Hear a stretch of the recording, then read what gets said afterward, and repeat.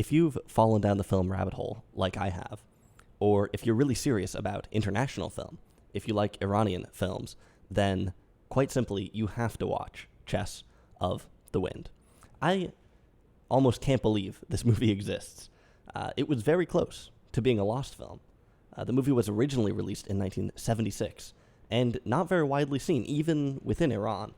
In 1979, there was a revolution in Iran. The Shah was replaced by the Ayatollah, and his new government banned the film. Then, 35 years later, in 2014, the children of the director, Mohammad Reza Aslani, found some original negatives of the film in a junk shop. I guess it took them a while to get funding and to do the actual work, but the restored version of the film was at Cannes in 2020 and played at a bunch of independent theaters all over the world. I remember seeing that it came to New York. I didn't see it at the time, which is a real shame, because one of the biggest virtues of this movie is that it looks amazing. I sometimes roll my eyes when people say, "Oh, you've got to see this on a big screen. It's just you won't get it or you won't understand it." But occasionally, I think that's true.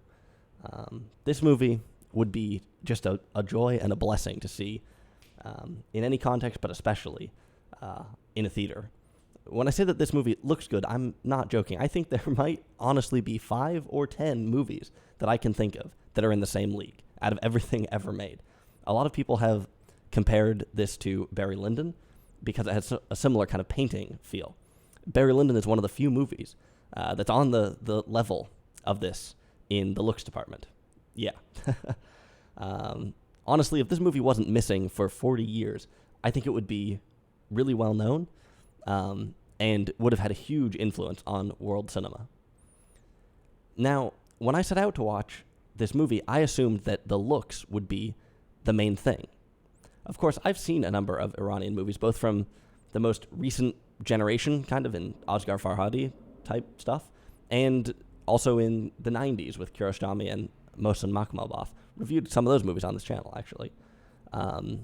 Very distinct eras. I have no idea what 70s Iranian film is like. Didn't really know what to expect, but I was assuming it wasn't going to be particularly exciting. Here's how IMDb describes the movie. Quote, "The first lady of a noble house has died, and now there is conflict between the remainders for taking over her inheritance." Right? That doesn't sound that thrilling. I was thinking we'd have a lot of sort of complicated family drama that would be hard to follow and would rely very heavily on a lot of context about Iranian and Muslim culture. This movie is not set in the 1970s, by the way, maybe the 1770s, 1670s, I'm not really sure, but you have a historical moment to contend with as well. I wasn't super optimistic about being able to really intuit this movie and sink my teeth into it. And honestly, the main reason I decided to watch it in the end was because I thought the name was cool. Chess of the Wind. The name is cool. We'll talk about what the name means a little bit later. The movie does have some chess in it, by the way, and also some wind. One of the things that made this a great experience for me was that I ended up being hugely surprised by what this movie actually is. And honestly, this might be the time to stop watching this review and just go watch the movie. I'm not going to spoil anything here, but I will talk about the general vibe of the movie, which is not at all what I was expecting. I guess I've already given away the fact that it's not just some sort of old historical boring movie. Let me elaborate, though. This movie actually is in some ways very slowly paced. Things happen slowly. And actually the beginning of the film is pretty boring. The movie opens up with a quotation from the Quran, something along the lines of, "Competition in increasing worldly gains diverts you until you visit the graveyards and visit the graves." I'm sure there's a lot in the specifics of the translation and such, but that's an easy enough quote to understand. It's a mistake to spend all of your time trying to pursue and accrue wealth. If you do that, your life will slip by. And so we get this opening quotation, and then we get some kind of a ritual thing, people saying some prayers. I don't mean to sound so uncultured here, but I was thinking, okay, here we go. This is going to take a lot of effort to understand. And this is going to be sort of a highly contextual, historical movie. So what changes? Well, like I said, the pace is actually quite slow for the entire movie, but the film is way more extreme than you would expect. It turns out when they say there's a conflict between the remainders, what they really mean is that there's going to be a soap opera with all kinds of twists, tons of backstabbing, and a lot more violence than I had expected. But none of this is cheap. I'll talk about the substance that the movie has in a second. But really, I feel like there's probably not going to be that long a review. In some ways, there's not a lot that I need to tell you, besides just go out and watch the movie. The characters here end up being really strong. This is the story of a family, essentially. Wealthy family, very well off, living in a big, fancy house. We initially sort of are presented them, we kind of assume there's a certain family structure. As the movie goes on, you see things that are a little bit different. You see characters in a new light, some interesting transitions. And I don't think you need too much. There is some maybe historical context or cultural context about sort of the different roles in a household that some people might be confused by or hung up on or something like that. But things shift around so much that I don't think it matters that much. We see sort of this wealthy family going about their life, living in luxury, essentially. But we also see some of the foundations. For this, for instance, we see some things from the perspective of the people who work in the house, which adds kind of a nice dimension. We also see how the wealth of the family is perhaps tenuous, how things could crumble. The main woman in this movie is always wearing really intricate dresses. We also see the maids of the house continually washing clothes. The class dynamics aren't front and center of the movie, but they definitely add something. And when the movie starts with this quotation about accruing wealth, surely this is keying us in that we should be wondering, thinking about if this makes sense or is the way that society should be structured, and if it's perhaps in line with the teachings of the Quran, something like that. Of course, like I said, the movie looks amazing. Part of this, most of it, is cinematography, but another part is just the look of the actors. This movie is really well cast, I guess you could say. The acting is great, too, and the acting is kind of interesting. This turns out to be a gothic movie, which I was not expecting at all. So we get a bunch of expressionistic acting, especially towards the end of the movie. This kind of thing can get out of hand, but here it's balanced really well with something that's more subtle and mature. And like I said, this movie, it will surprise you, I guess. The beginning is much more reined in, but characters let their hair down, I guess you could say. This movie just does a great job at ratcheting up tension without leaning on any obvious tropes. One thing that's cool about this movie is it really just doesn't feel like much else that I've ever seen. I mean, I can grasp at a couple of comparisons here and there. People talk about how it looks a lot like Barry Lyndon. There's some aspect into which it's maybe almost kind of has noirish sort of machinations to it, with everybody kind of turning on each other and kind of these extreme gothic things happening or whatever. But like I said, there's really not much at all to reach for in terms of comparing this movie to other stuff, which is one of the things that just makes it such a joy to watch, especially if you've seen a lot of movies. This one, yeah, must watch. Like I said, the pace stays slow throughout the movie. And in the beginning, it's a little boring maybe, but it's kind of a strength later on, because when we get to some of the action in the movie, it all happens slowly, and the suspense just goes through the roof. Slow pacing is interesting. There's a lot of things that make slow pacing. One of them is the story just not unfolding very quickly, but also the way that you use the camera can determine the pacing as well, right? And here we get a lot of just kind of interesting, subtle camera dynamics where we get sort of a close-up of something, and the camera really wants to linger someplace. It really doesn't want to show us what we might want to see at that moment, or the camera's going to sort of go exploring the whole room. There's a shot in the movie where the camera kind of does a 360 and sort of pans around the entire room and then kind of comes back. Very kind of interesting camera movement throughout. There's also there's a lot of sort of picturesque staging in this movie, sort of very, like painting, like where you see a lot of stuff in the frame, not as many close-ups necessarily, or not as many medium shots maybe in this movie as in others. So there's some subtle things with the style here, as well as some not at all subtle things with the style that, like I said, just take this movie into a really interesting territory.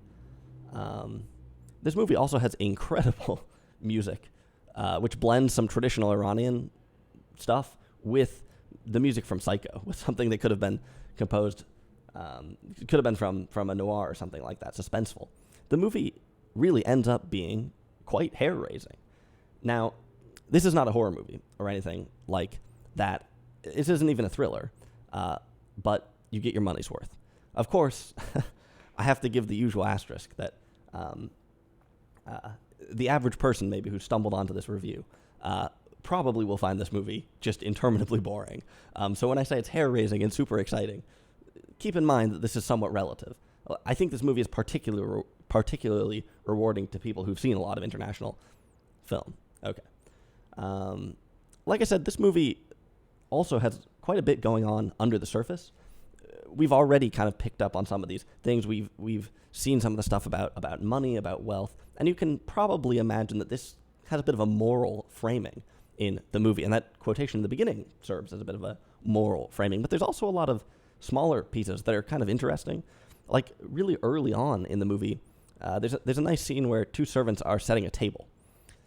Well, they're eating off the floor. Actually, they're setting the floor.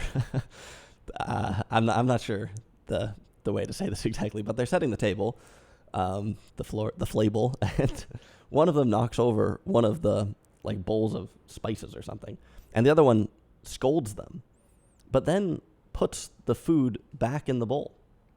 And you just wonder, who has committed the graver offense here? The person who accidentally knocks something over, or the person who knowingly puts something back in the bowl and hides what happened? This moment isn't very significant to the film, and in fact, it's from an earlier portion of the film where I had my magnifying glass out to think, what are all the subtle little moments in this? Well, the more you watch, you realize, this movie's not actually that subtle, and you don't really need the magnifying glass for it. But throughout, there are these kind of moral underpinnings, despite this not being a preachy movie and not being a didactic movie. This moral stuff really isn't the center of the movie, and yet this is a critical film, and it is an incisive film. One interesting thing we see is that there's a lot of glass in the movie, great big glass bottles. The movie starts with glass. The opening credits start with some smaller glass bottles. Glass, I guess, partly a symbol of decadence. Only the wealthy would have these big glass things. Also, the glass bottles, I think, are used for trade. So there's some sort of pre-modern commerce stuff going on here, which is another thing that's interesting, is this whole, you really shouldn't pursue wealth thing. That's not really how people feel today, and it's not really how people have felt through a lot of the modern world. And so seeing little creeping pieces of modernity, like these glass bottles, or like at one point we see a firearm, believe it or not, these sort of creeping pieces of modernity are sort of interesting in comparison to kind of the more traditional aspects of the film. But anyway, the glass, like I said, part of this, but also glass is notably known for being fragile. There's a glass goldfish tank in this movie. It hangs from the ceiling, and you can watch a little goldfish swimming around in it. Extremely precarious. It seems like it would inevitably be smashed. It also just gives us such an interesting view on the fish's world, the fishbowl, right? It's like under a magnifying glass from every angle, everything it does to be viewed by all. And maybe, in some ways, this is sort of trying to set a parallel to what this film is doing to some extent, as it shows us these people pacing around their houses, or their house, going through these sort of domestic dramas and tensions. We also see this goldfish pacing around its house. But there's also a sense maybe that this is just the precarity is what we're supposed to be getting at here a little bit more. Some idea that this whole society or this whole family or something like that is perched on top of something and is not grounded in the things that matter, is instead attached to the fleeting prospects of wealth or something like that. There's a big staircase in the movie too. It seems like someone might inevitably fall down it. there are these cracks in the foundation of society, it seems. Now, you wonder, why was this movie banned? And there are some sort of explicit scenes in it, which are probably why. But I think there's also just kind of a deeper feel of the movie, the way that it is deeply introspective about Iranian society, and that it has a fair amount to say about the right way to live, a way that people maybe aren't doing, a way that people might not be living in line with the Quran and such, which is interesting. That's pretty dramatic territory to be getting into. Maybe this is part of why the movie was banned.